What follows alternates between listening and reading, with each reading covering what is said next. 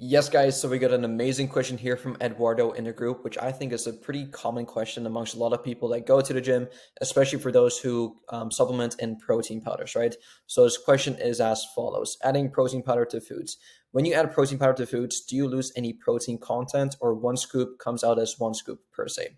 Does it depend on how it is cooked? So that is a great question. And now you have to realize that protein powder is a supplement and it goes through a pretty long process of from it goes from the cow and it turns into a protein powder, right? So it's already somewhat has gone through the process. And now, when you cook with protein powder specifically, it does not, I mean, it may denature the protein and the texture may be a bit different, but it does not get rid of the protein. So, let's say you put in one scoop of protein in, let's say, like your pancakes or your oatmeal, whatever, and you cook in it, you microwave it, you bake with it, you put it on the frying pan, whatever. Once it is cooked, however you want to cook it, whether it's for an hour, 2 hours, 30 minutes, 5 minutes, one scoop of protein powder, which let's say it's 20 grams for example's sake, once it is cooked, it'll still be 20 grams of protein powder, right? And I also think, just for simplicity's sake, even if this wasn't the case, which it is, by the way, but let's say it wasn't the case, it will just add so much like nuance to the equation and to the question. So yeah, when you're baking with protein powder, just one scoop equals one scoop. 20 grams equals 20 grams before it's cooked and after it's cooked, right? And now, a quick little tip here: if you guys do decide to cook with protein powders, I've been experimenting with a bunch. When I made my cookbooks, I made a bunch of different variations. What I've noticed is that when you cook with whey isolate or any type of whey protein powder, it tends to dry out the protein powder or just like the entire meal in general. So let's say you want to make protein pancakes or protein oatmeal or protein cake. If you add protein powder to that dish and then you bake it, it turns out really dry and really just like cementy and just like kind of like a weird texture. Whereas what I've found is that if you actually bake with casein protein powder or with vegan protein powder, whether it's like a pea protein or a soy protein, they actually tends to not dry out as much and actually keeps it nice and moist.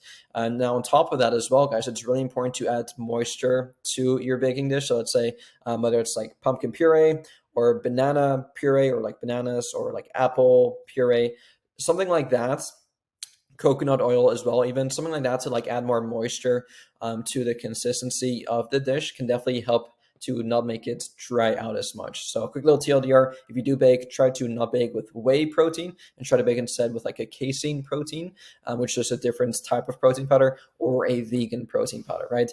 And now I do want to answer one more question from Eduardo as well, and was all about creatine. So here we go. Creatine and water retention.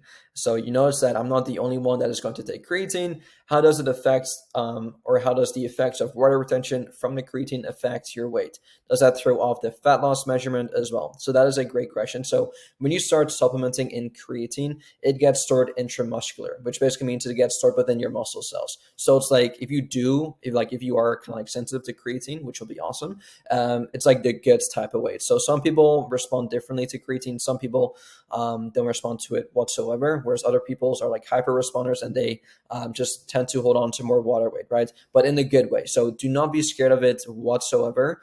And now, once you do take it, there's this big misconception that you have to like load your muscle cells or saturate your muscle cells by taking like 4 scoops or 20 grams of creatine in the first week or so. But realistically speaking, if you plan on taking creatine forever, which you should, like once you start taking it, there's no reason for you to get off it. There's no reason for you to saturate your muscle cells, because eventually, if you just take the recommended 3 to 5 grams, which is just one scoop a day, you will eventually, in like a week, get the same results compared to if you were to saturate your muscle cells by taking like 4 scoops a day, and that'll just like waste all your creatine as well, right? So you get the same results maybe in just like a week later. So you don't have to saturate your muscle cells. Just take 5 grams a day every single day, preferably same time of the day as well. I just take it first thing in the morning with all my other supplements, just so I don't forget.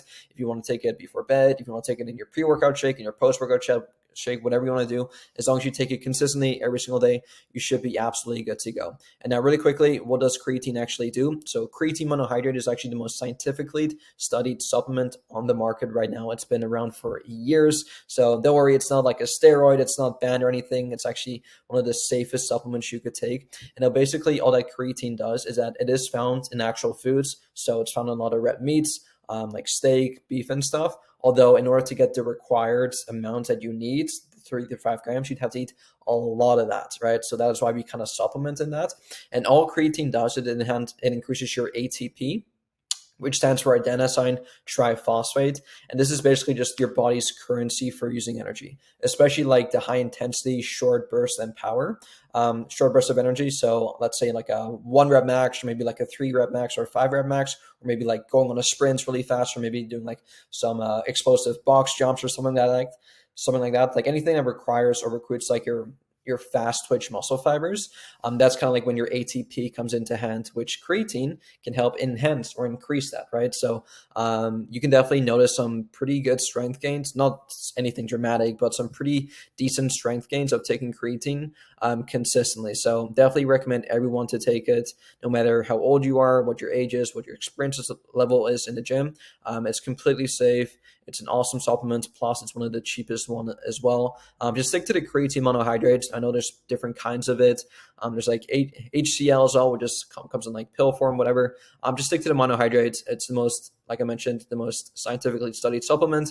It's the safest one, and it's, in my opinion, the best one. If you guys do want to try out the supplement or any type of protein powder, code Cohnan at MyProtein. The link is actually at the top of the group here. You can just click this link, MyProtein. It'll take you to the website. Code Cohnan saves you 40% off. And hopefully I answered your question, and I'll see y'all soon. Peace. Now, if you want to be around a community of like-minded people just like yourself who will educate you, motivate you, and inspire you to absolutely demolish your health and fitness goals, come join the Barbarian Squad down below. I guarantee you, you will not regret it one single bit, and I'll see you inside.